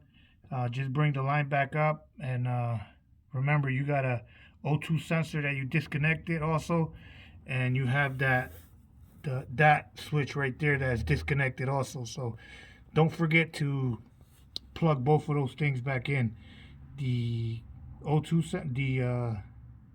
sensor and that little switch there. Don't forget about those two things. So, and then, you know, just put your hydraulic back on, make sure it's on nice, make sure that copper ring is there, and that'll be that with the pump. Alright, so at this point I put in the crankcase seal. Just gotta tap it in. Just try to put it in as even as possible. Clean it up, put some oil on it, and tap it. That's as far as you want to tap it. That's it. I'm trying to give you a better view of it, but that's it. Don't want to go no deeper. The pulley will push it in whatever rest of the way it is. Just tap around it gently. I use the same tool to guide it in, and then once I hit the crank, I just went around it. Boom, boom. Just, you gotta lower the engine so you can actually, you know, tap it a little bit on the side like that. I use a rubber mallet. Don't go crazy. It goes in pretty easy. You don't want to sink it in either, so you want that seal to be able to touch. But that's what it is. You can see how open it is in there. The crank will ride in there. It'll fill it up. This part, the pulley's part here, goes in that gap. So don't worry about the hole. So that's what you got to do there. So now I'll replace the crank pulley. So I'll place it and push it on as much as I can. You know, maybe tap it in with the hammer a couple times, and then just put the bolt on it and let the bolt do the work, and that'll be replacing the crank pulley. You might have to drop it a little bit more so you can actually get the pulley on, but shouldn't be too hard. Just make sure you lube it up, put some oil or grease, something slippery, so you can get it on there easy. Alright guys, so the pulley's on now.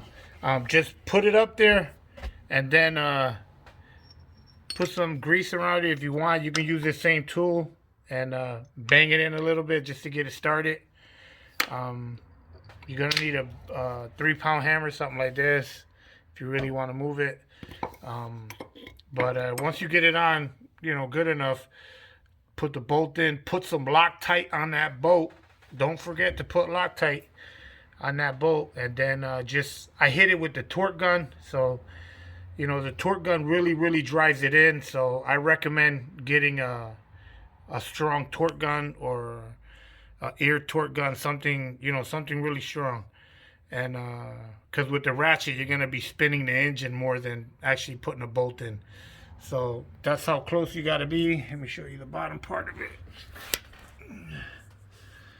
You got to be like that.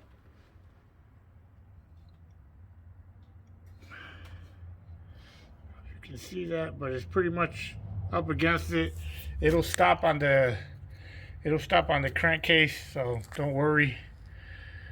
You can't get it in too far. So that's the way you replace the crankcase. Just put it on, put the bolt in, and with the torque gun, just that'll pull it into place. All right, so now you replace the motor mount. Just feed it back in here. Get it over the bolts. Get over the 4 bolts. Watch your ground wire here. Don't pinch it. Just line it up with the put the big bolts in first.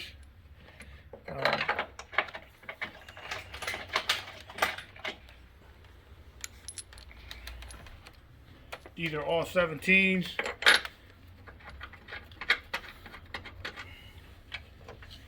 There's 3 of them for the main bracket.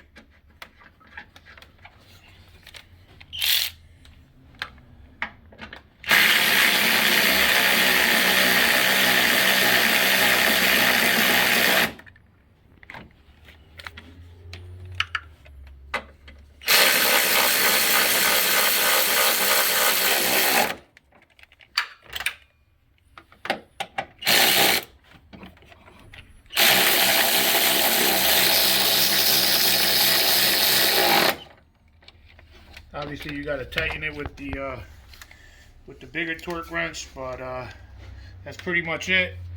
You're gonna, once you put the main bracket and you tighten it, you're gonna raise the engine a little bit, but not yet. I got to tighten it, and then once these bracket is tightened, you raise the engine a little bit, and then you put these nuts on.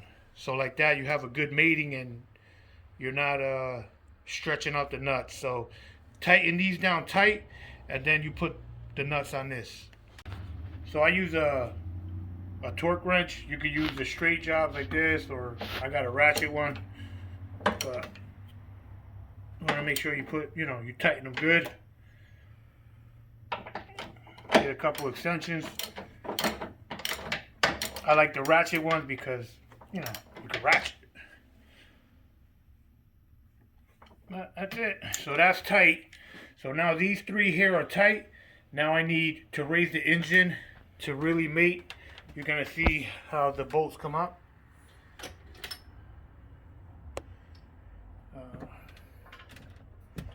See how the bolts come up?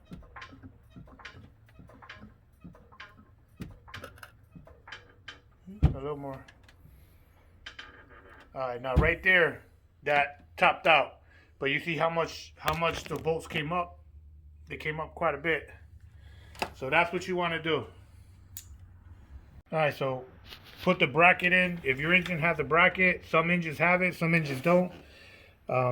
Just slide the bracket underneath, put this bolt in, that bolt, and this one, and then replace your nuts.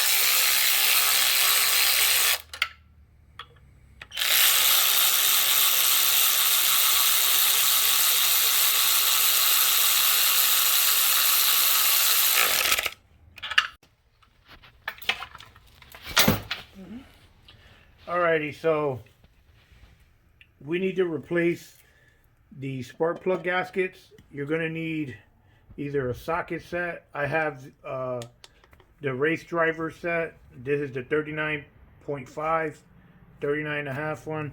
Just basically put it there, like on the gasket.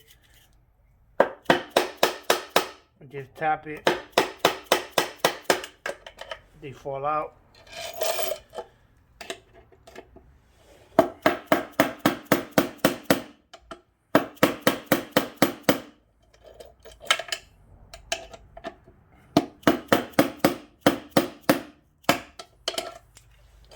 That's it. Just tap them out, because when I pulled mine off they broke. Yours might not break, but they're notorious for sticking on the spark plug sleeves. So yeah, just make sure you got new ones, put them in. That's it. Alright, so installing these, this is the face. This is the way it goes up, like this. This faces up. You got to change your little race driver to a 44 mil, because this one you want to get it on the lip like that. You don't want it to go all the way down. You want it to be able to hit that lip. So you just basically put them in. Try to put them in as straight as you can. You know, level it as much as you can.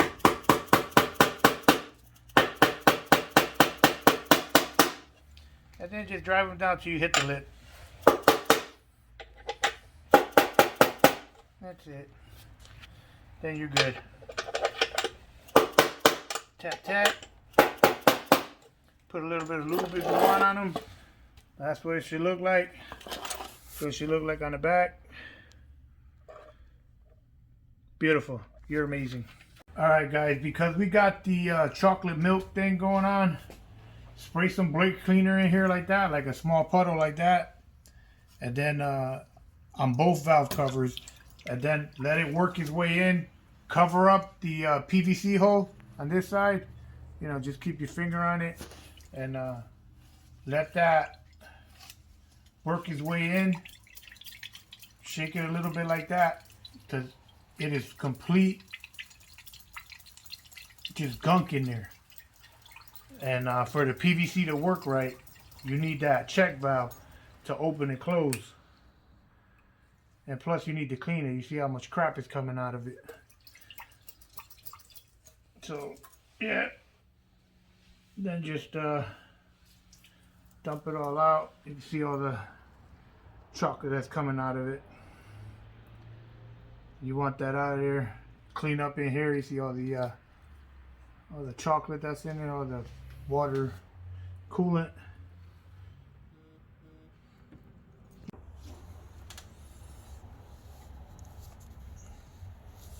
Alright, so before you put the valve cover on, put a dab of RTV here so it don't leak oil. Same thing on this where the joint is. Same thing for the back one, especially the back one. And then put your valve cover on. Alright, so we put the valve covers back on. Make sure you put a little bit of oil in the socket and these things here. Put a little bit of oil, grease, whatever, before you put them on. Make sure you put RTV on the edges here, there. 4 spots. Put them, place them, tighten them, and then a 1/8 turn after they're all tight. Bolt patterns the middle to out. And that's pretty much it, you know, and that's the valve covers going on. Now after this is replace your spark plugs, which we just did. We put the spark plugs in, and now we're going to put the coil packs in and start connecting all the connectors that are not connected right now. So, and there's a bunch. So just backtrack what you did with the connections, and it should go pretty quick. Just remember that you got O2 sensors back here that were unplugged. There's another one over here. There's 2 of them. There's another plug here, and then there's the power steering. Do not forget the power steering. It's a little cable. It's over here somewhere, but that little cable, make sure it's connected to the power steering. And then, you know, the injectors, all the injector plugs, the evap per solenoid, and just little by little put it back together. As I put it together, I'll do a little 2-second video. Alright, so now you got to replace the valve cover gaskets by the set. Make sure you buy these, and if you don't buy them, you can put gasket maker on top of this to make sure that you have a good seal. But you just got to pry them out. Use a little pick or something.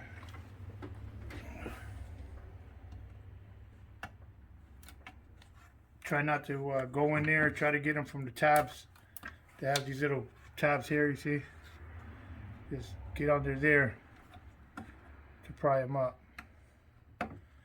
Don't pry anywhere inside, because if you get a little bit of gouging in that, it won't make a seal. So get some brake clean, Scotch-Brite, put a little bit on there, and rub all this down. It's got to be smooth, no caked up grease, nothing. Otherwise your seals will be on top of the dirt, and you won't be a happy camper.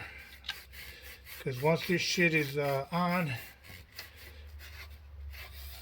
so just take your time with it. I like Scotch-Brite, just rub it down, sand it down a little bit, take some of that grit off, so it has a good seal.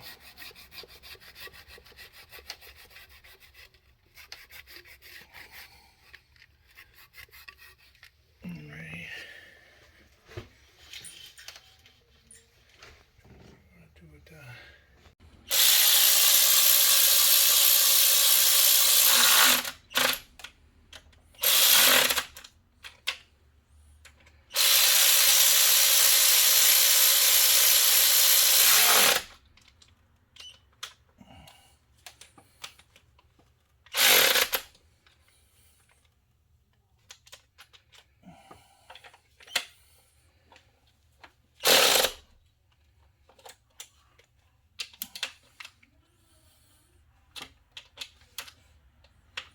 Alright guys, so just slip on this hose onto the crankcase PVC breather. Just reach back here and slip it on.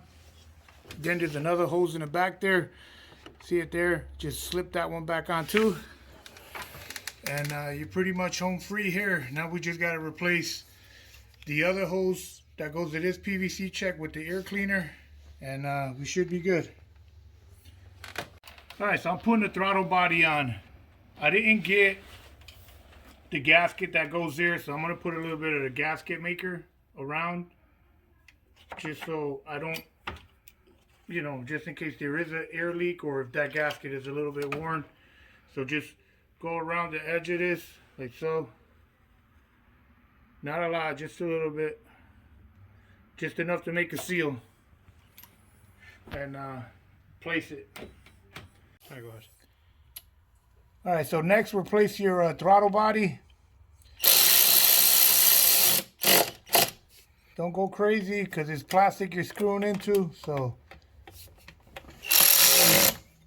do not over torque, because that'll be real bad. Make sure you put the connector on. Drive it down, push the pad down. And I think that's all the connectors. The blue here. thing on top. Are these connected? Yeah, I connected that. Alrighty, so this one's in. We gotta replace this back where it goes. Take the nut off. This goes on this.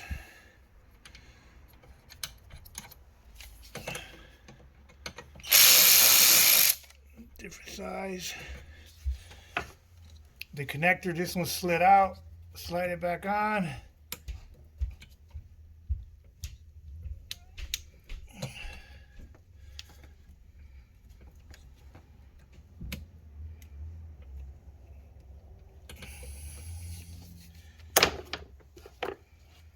Make sure you go all the way to the back.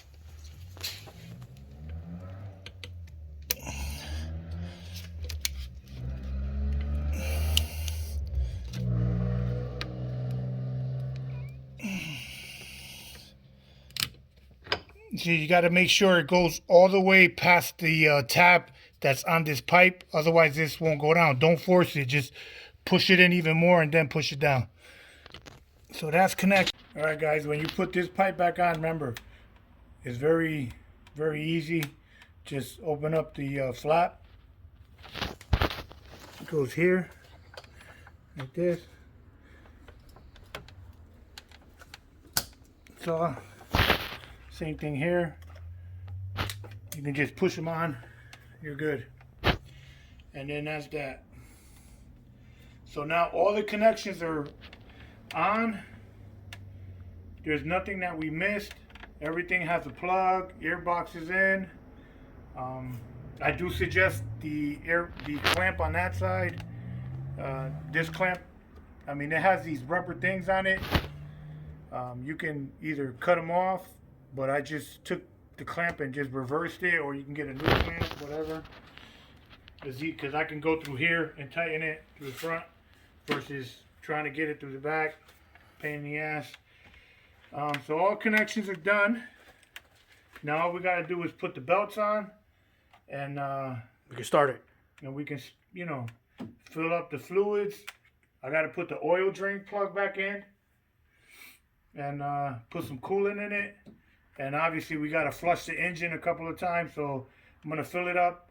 I'm going to remove the oil filter that's on there, replace it with a new one, and just let it run for a day or two, and then drain it all out, put some new one. Might do that maybe once or twice, depending on how bad it is. I did drain it out pretty good.